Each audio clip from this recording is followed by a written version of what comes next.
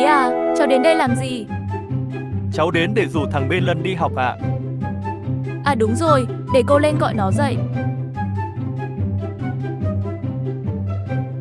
Thằng kia, dậy đi học với bạn.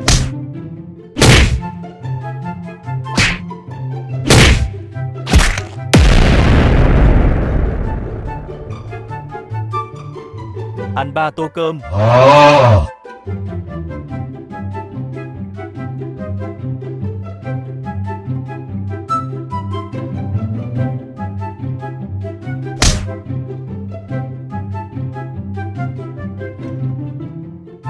Sao nhà thầy rồi?